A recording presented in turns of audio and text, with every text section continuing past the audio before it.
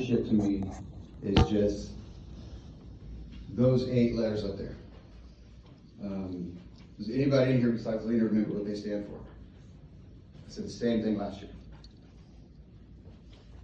I also stood in front of you last year and said, if you drink the Kool-Aid, if you buy in and give 100% of who you are to this organization, to yourself, to your daily life, it'll all work out. That's the best thing that Dr. Cash has taught me. I have been through all kinds of situations. I still drink relatively heavy, nowhere near like I was when I first started. And when I get through whatever it is that's ailing me at the time, Cash is always behind me smiling and saying, see, I told you it was going to work out. That's why I'm here. So I want to help you find your motivation. We've all stood up here and said the exact same thing, which has been even harder for me because now I'm last. I've been freaking out all the time. I had all these good things I wanted to say, but they've already said it. Okay. What does that mean? You have multiple people from multiple aspects and experiences in their life that are all standing up here telling you the exact same thing. What I want to do, again, is to help you find that motivation. So, tell you a little bit about myself. I was raised by a single mom who was a nurse, relatively poor. And I didn't meet my dad until I was about 14, 15 years old. I was always told he was a doctor, so in the back of my head, these grandiose ideas about who he was, what I wanted to be. I wanted to be a doctor, but I didn't want to be a doctor. I wanted to be rich. I wanted people to listen to me. Now people sitting here listening to me, I'm freaking out. But it's important to me to tell my story so that you can see the progression and hopefully try to implement some of that in your life as well. Without having a father figure in my life, I'd always wanted something more. Like they asked earlier, I wanted to be the dad. I wanted to have somebody that I could tell everything that I learned in life to, and have him grow up 10 times better than I was. My son is 9 now, he listens to nothing I say. But when I watch him, he's slowly putting it together. He's slowly understanding how life is, and it's quite fun to watch. Same thing kind of with Rosalie. It's the same process. She knows what to do. She's in a horrible position right now because she's coming into somebody else's house and taking over. How does she do that? Rosalie has no problem telling people exactly what's on her mind. It's getting everybody else to buy in. To me, I think that's the hardest part. Nobody knows those words. Do you remember what they are, Lena? Someone. Try that. Loyalty, duty, respect. I don't Selfless remember. service. Selfless service, honor, integrity. And personal courage. Bam. There you go. These are the 7 core Army values. Yeah. I didn't realize how much they would affect me personally throughout the rest of my life. I talk a lot about my military because it was a very traumatic thing for me. I was not the best soldier by any means. I was the wild one, the crazy one. I just got out of my house. I could do whatever I wanted to. But looking back, that was the best thing that ever happened to me. And to talk to some of my battle buddies now who see me, and to have people above me when I was in the military talk down to me, say, you're not going to do anything, you're a fuck up, to now come back to me and tell me how proud they are, ask me questions on how to do things in life.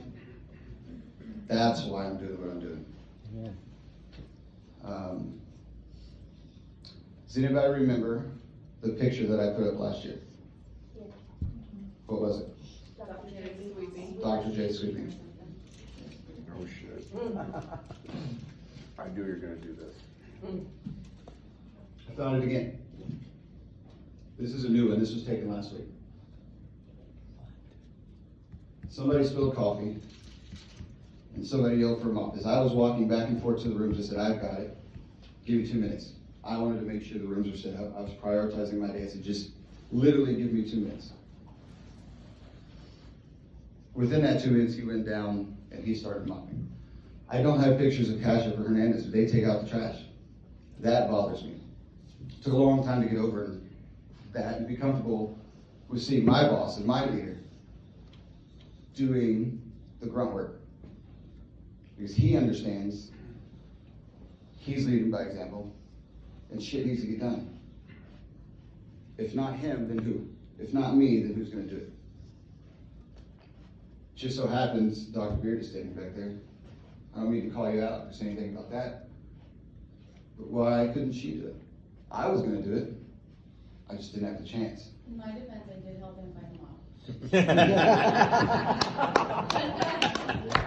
I don't need any help finding them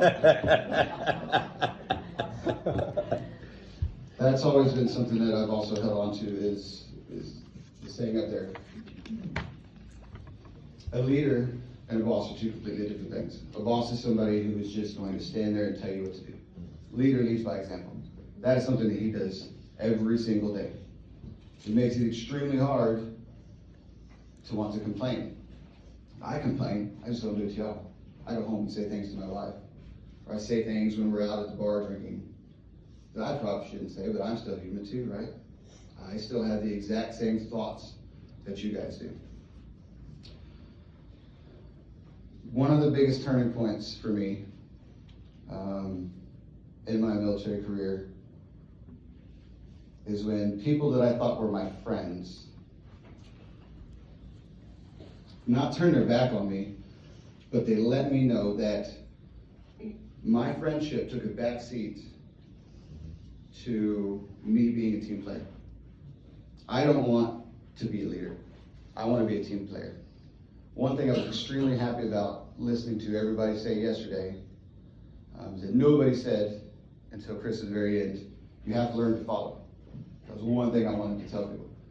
I'm not the leader you all see because I don't see it in my head, but I am that team player. I am willing to do anything and everything I can in my possibility for this team, for him, for you. I have nothing to do with the spa. But every time I run up and down those stairs and I come through the spa doors just to see somebody's smiling face, who's in there, what's going on, I always ask, what can I do for you? That's something that you guys should also do. I'm kind of trailing off into some things, but I want to talk about, again, me, and why I do the things that I do. When I found out I had a dad, he was a doctor, I wanted to be rich, I wanted people to like me. I found out he had 3 other kids I didn't know about. They were all rich too. That hurt. All I wanted was that dad, was that somebody to be there for me, and I didn't have that.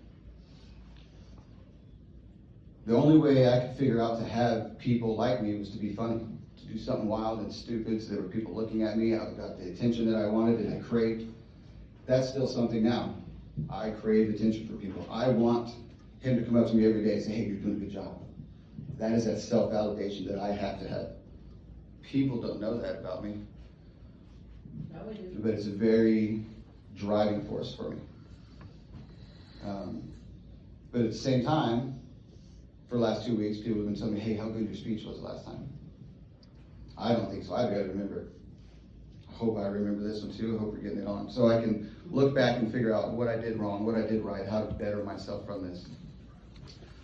So in being that wild, crazy guy, I'm in the military, I'm doing dumb things. I actually ran the commanding general of Fort Polk off the road in my Mustang. His name was Lieutenant General Camille. 6 months after this incident, he became the leader of all armed forces in Afghanistan. So our generation's Norman Schwarzkopf. I was being dumb, being stupid, just speeding around with my friends in my car, going to dinner. The next morning, I get woken up at 4 o'clock in the morning by my squad leader, my platoon sergeant, and all their bosses. Everybody from the very bottom to the very tip top of this 4-pole. And that scared the shit out of me. Like, all right, Marburger, what the fuck do you do now? Like, what are you talking about? Like, don't give me that shit. We know who you are. We know what you do. Everybody knew who I was because I was just craving attention from people. Doing dumb, stupid things that, thank God, I never got caught for, most of them. But that's the experiences that you take, that you learn, right? That's what some of us have talked about in years with your leaders. That was getting me nowhere but attention, bad attention. I continued this, that didn't really straighten me out. I went to Iraq the first time, and we were on the border of Kuwait and Iraq. We built a hospital there, and in doing so, we knew that Saddam Hussein had Scud missiles. He was shooting Scud missiles at us, and within those missiles, besides just worrying about being hit by a fucking missile, and the shrapnel that comes with that, were nuclear, biological, and chemical weapons. What we had to realize as a hospital for our patients is what happens if one of those landed within proximity. And maybe the blast wouldn't get you, but everything else inside that was definitely going to kill you, or kill your patients. So we're standing around in the OR after one of these Scud alerts went off. We're all still kind of shaking, we're all still kind of freaking out. And my squad leader says, all right, we need one person to go outside and zip everybody up in. We came up with this system that was pressure control, that would basically be blown up to keep all of whatever was outside and not inside. Every department had to choose one person to go outside and zip everybody else up in, and then figure out what the fuck you're gonna do. Guess who they all decided? Immediately, they all pointed to me. It's him. I'm sitting here like, why the fuck is it me? These are my friends. These are the people that like me, that love me. We're laughing, and they know, as a soldier, they know I've got their back. Professionally, not so much. Because I'm the wild guy, I'm the crazy guy, I'm the wild card that they couldn't really just get a hold of, figure out what I was going to do next. One of the hardest things for me to do in leadership is I want to be friends with people. I personally care about each and every one of you in this room, to a fault. But nobody in this room are friends. We're all here because we're colleagues, and you have to understand that first. Most of you know Dave's not here. Me and David were getting really close. I'm really frustrated and upset that he's not here, because he screws me over professionally. He gave up. But I'm extremely happy that now we can be friends. I'm looking forward to seeing him hopefully on Sunday to talk about his life, to help be that friend that he needs in his personal life.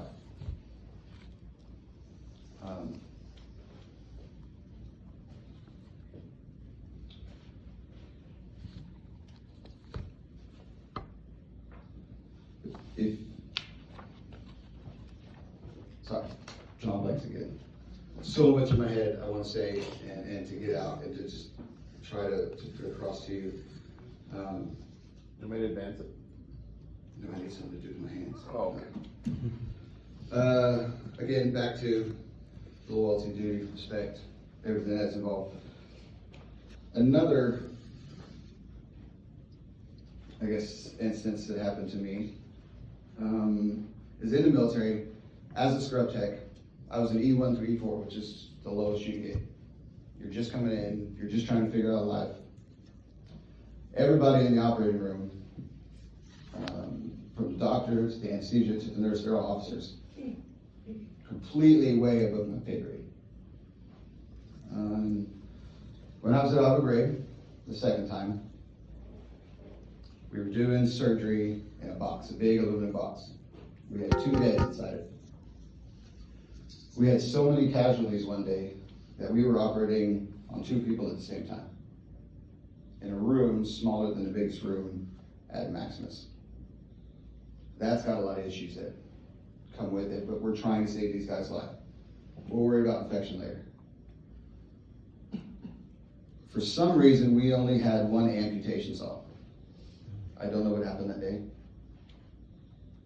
But we're standing there and we're operating, and the doctor on my left decides that we need to amputate the left leg of this patient.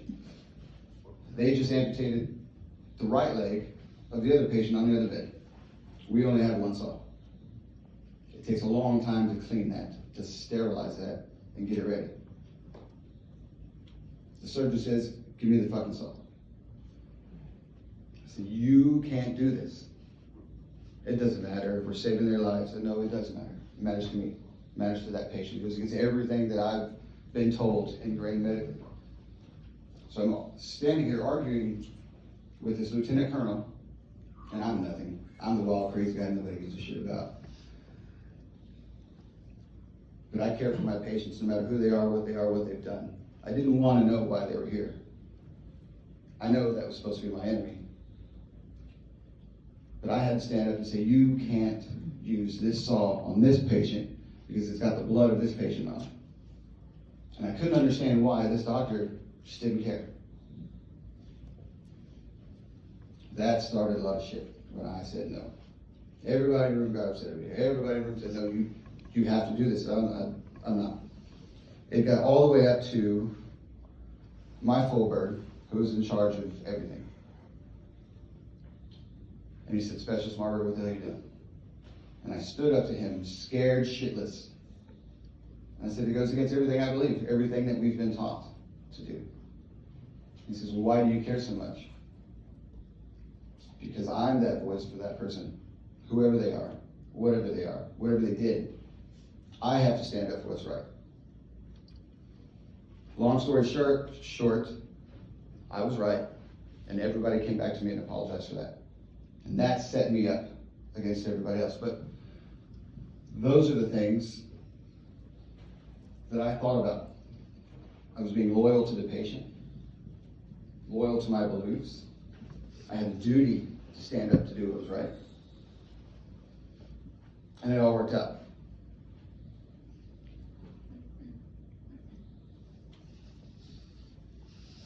Both myself and Aaron have been through very, very tragic things that have molded us to be into this way. Hopefully you guys don't have to go through something like that to really smack you in the face. Like, what am I doing wrong? What do I need to do to be better for myself, for my coworkers, for my son? Part of that, for me, is standing up here and talking to you right now. I've been talking about 10 minutes, I'm still freaking out. That's okay. It's okay to fail, as long as you start again. I now have a pretty good relationship with my father. He does a lot of talks. He's a very, very smart man. And one thing that he said to me a couple years ago that I absolutely hold true to who I am and my core beliefs is, I don't lose. I win or I learn. You understand that? Of course we all lose. But you don't quit. You don't fucking give up. Last night I went home. After everybody was at the bar, getting drunk, and I really wanted to be there with y'all. I really wanted to do that. But this is important to me. And my words, the way that I say them, is important because I want you to buy in. I want you to drink the Kool-Aid. I stood here last year and said the exact same thing. And look where we're at. When I sat down with Dr. Jimmy in my interview, we said, here's our goals. This is what we're going to do. We're going to have the second surgery center in 5 years. We've done 3 and 3. With 3 more lined up that you guys don't know about. Craziness. It's highly uncomfortable. It's out. But calm seas make shitty soldiers, shitty sailors. Yep. Why is that? Rosalie, why is that? Because they're comfortable and they don't have to think outside of their comfort zone, you know? They don't have to adapt. It's like a tree, if you can think about that. If one tree grows up without wind for 10 years, it still looks the same. It is strong, it is beautiful, it is a tree. The first time a windstorm comes by, what's gonna happen to that tree? It's gonna get stressed. The whole damn tree's gonna fall over. Think about another tree that's standing there out by itself, catching every piece of wind that comes by. Every storm comes across this tree. So what's one more? That same storm that knocked over one is nothing to the other tree. Because it's been uncomfortable. Because it's been in that situation before. That's what you guys have to realize.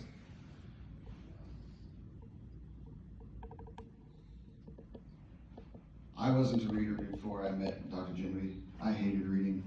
I really enjoy it now because it gives me different perspectives of things. How do I take that and implement it into my life so that I can be a better person? It's hard. I don't have the answers, but I'm willing to find them.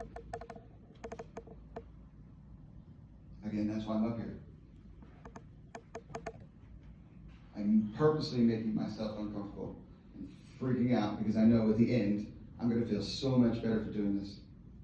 Even if only one person listens to what I'm saying. That's something that Dr. Jimmy does every single day. To me, that is leadership in its truest form.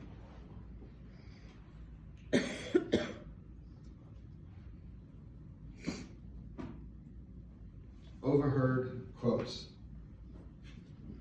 These are exact things that people have said to me that I've heard in probably the last 6 months. Why do you work so hard? You know who said that to us? Angelica, do you remember? That was David, the scrub tech. Yes. That begged us for 6 months on social media. A year. For a job. A year. I'm moving from California. I don't want to be in San Antonio. I want to work with the best.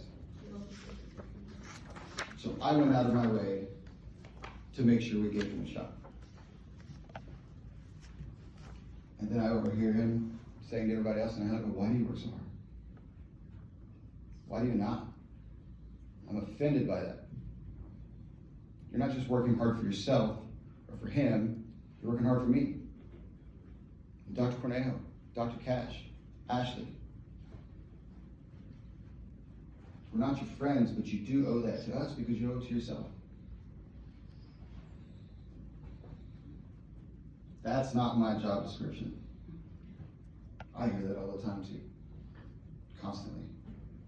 It's not my job description to get paper gowns for the spa, to take boxes that aren't mine across the street. But I do it. I expect y'all to do it too. If you're walking down the hall and there's a piece of paper on the floor, I expect you to stop and pick it up. I'm going to do that because I know in my heart something is wrong and out of place and I'm going to fix it. And if not me, who? Dr. Geneviev's going to do it. And he's going to make me feel like shit for seeing it. Not with anything that he says, but because I have enough respect for him that I'm going to do that. Those things are not happening. I don't understand why. I think it's a lack of motivation. It's not that you don't care. It's obvious you care. You show up. You've got your makeup on. You care. You want to be there. So why is that not being followed through and transitioned to what's going on? We've come a long way, but we still have so many internal problems. They might be small problems, but they're there. I think the reason I'm as good as I am as a scrub tech is because it's anticipation. It's the exact same thing over and over. I know after he has, yes ma'am, perfect, thank you. I know that this is what needs to happen. You always have to cut. Then you have to bogey. Then you have to do this, do that. That's very good for my OCD. It's the same thing with everything else that we're doing. Figure out what works and just keep doing that every single day. Every single day. How about this one? I shouldn't have to listen to a bald man. Who said that? The reason I cringe so much when it comes up with Carol is because I tried so damn hard with that person. I've read 6 books. I tried 7 different approaches in leadership to try to get through her. The one thing that I couldn't do is help her see her way. She did not accept responsibility for her own actions. Period. If I'm telling you something's wrong, Genevieve's telling you something's wrong, something's wrong. Don't put the blinders on, like, that's not my fault. It's their fault. It's your fault. People are telling you something's wrong with you. Step up and be better. For me, for you, for the business. Because we're all in this together. These are just a lot of the things that I've thought about, that I have to tell myself every day. As should you. Never quit. If not me, then who? Never settle. Something my wife said a long time ago to me, and I've heard other people say as well, is nothing is ever good enough for you. That used to hurt me. And they said, well, why? Why do you think that of me? But I came to accept that. And I live it now. Nothing is good enough for me. Why? Why should it be? Why can't I why can't I get to that next spot? Why aren't you getting to that next spot? You should value yourself more and the company more. Because our brand is my brand. This is a small city, San Antonio. It's a huge city, but medically wise, it's small. Everybody knows him. Everybody knows us. Because of Abby and Jojan, we are worldwide. People are watching us. The way that we are blowing up, you got people in Austin freaking the fuck out. Who is this guy? What is he doing? What's going on? These things are so much more powerful right now because all the eyes are on you. Haters gonna hate. Right? Give them something to talk about. They're gonna talk shit anyway. Give them something to talk about. I've only got a couple minutes left. But I have. Are you guys okay with starting lunch a little late? Yes. Keep going. In my reading, I've been trying to find ways to help motivate people so they can see, hey, what he's doing is working. I say drink the Kool-Aid all the time. What does that mean? It wasn't until I had a surgeon ask me last year when we were talking in an interview, he says, what does it taste like? I don't know. What does Kool-Aid taste like? Success? So what I wanted to do, I brought Kool-Aid for everybody. Yes. Make sure I get Cash it. gets orange. He's already said he has to have orange. Can I have some? I'm almost there. Orange.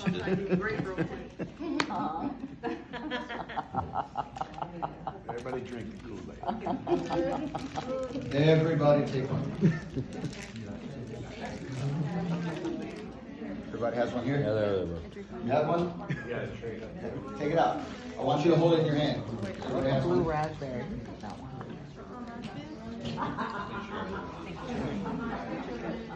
Who does not have Kool-Aid? 1, 2. You're a grape kind of guy.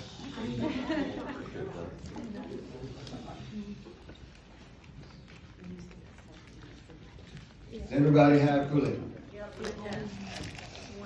When I say drink the Kool-Aid, this is what I mean. Everybody likes Kool-Aid. Take a minute and open it up. Yeah. Open it.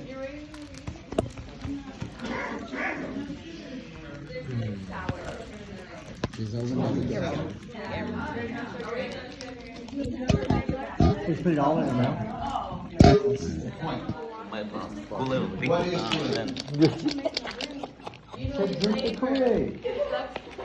It's a base. It's a base, that's exactly right. So Kool-Aid, when I say drink the Kool-Aid is your rules and regulations, Yeah. your J-code, your policies, the stupid shit that has to be done every single day just to keep the lights on, just to do your job. If you taste it, what does it taste like? Victory. Down, hey, Luke's looking sour. It's sour, it tastes like crap. It's the base. When me and Rosalie get together, we don't like the taste of this shit. So what are we gonna do? Put some sugar up in We're it. gonna add some sugar into it. Yeah. So that's what me and her are doing now in our leadership skills. We're figuring out the right amount of sugar that we want to add into our Kool-Aid to make sure it's good. Because nobody wants to drink this. Nobody wants to come to work and do the things that have to be done every single day. Find ways to make it taste better. But when me and Rosalie find out perfectly how our Kool-Aid works, here comes Angelica. She's like, damn, this tastes good. So she steps up and she starts drinking our Kool-Aid. What does she do? She took another pack of this, put it in our Kool-Aid. If she doesn't put in any sugar, what is that going to do? It's going to mess up the Kool-Aid. It's going to dilute it down. So many people come and keep drinking the Kool-Aid without putting that sugar in. Everything's going to fail. It's going to taste like shit all over again. Find what motivates you. Find your sugar and add it in. So they like to drink it too. We're all in this together. We're not getting out of this alive. Push yourself to be more comfortable.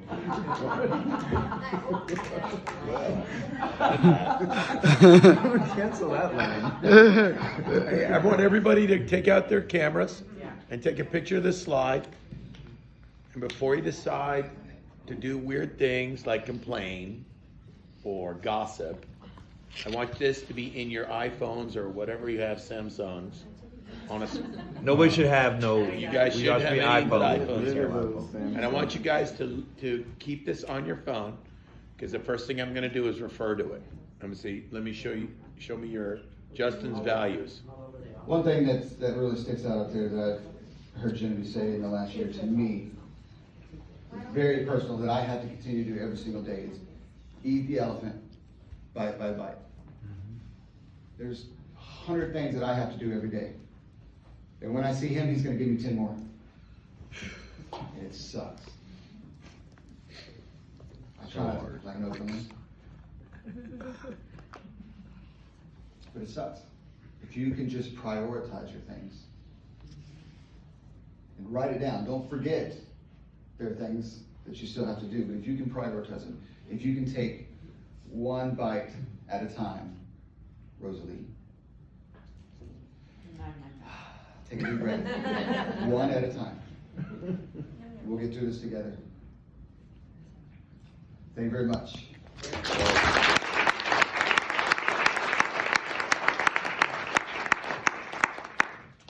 I think we should actually give him a standing ovation, because that was really hard for him to do that.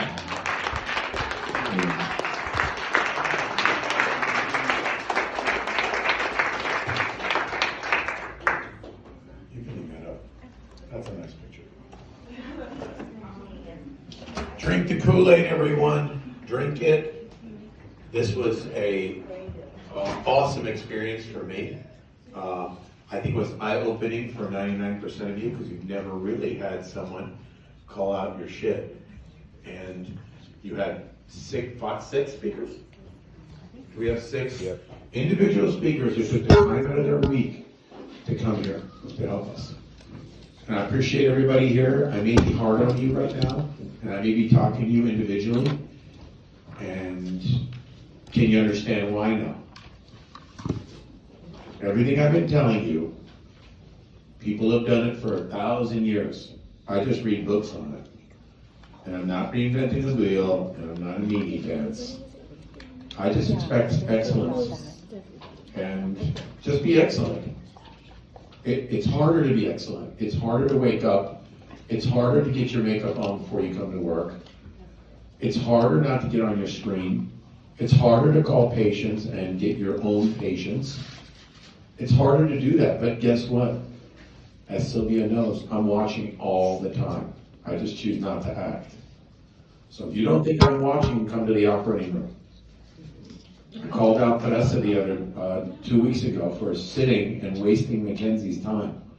I'm calling Mackenzie out on that too. Don't waste time with Teresa. And she apologized. And she did a good job apologizing. We just had a nice talk just now. Do you know what Teresa's going to do in her next 364 days? She's going to be a speaker next year and tell us what she has done to become better because of this show. She's the only one that's asked to speak for next year. So that means all of you guys have to think about your priorities. You got to start reading, and you got to start less complaining. Brad doesn't complain. Aaron doesn't complain. Mitch doesn't complain. No one that in my inner circle complains. Only you guys complain. And you complain a lot. And I don't know why. I get you guys food. We fly you to Vegas. You get excellent wages. I always say you're in Rome. You guys know what, Emperor Hadrian? No. Emperor Hadrian built a huge wall to keep the barbarians out, right, in the North Britain section of Europe. And he used to say, anything within the wall is Rome. And I take care of you when you're in Rome. And when people leave, you're not in Rome anymore. You're with the barbarians. And the barbarians aren't going to take care of you like Ashley does. They're not going to treat you nicely. They're not going to do this continuing education. So you guys are all fucking really lucky. And every day you need to thank yourself for being here. Because I feel pretty lucky being here. But I worked at it. None of y'all helped me with it. I was poor, just like everybody here. Ashley was poor.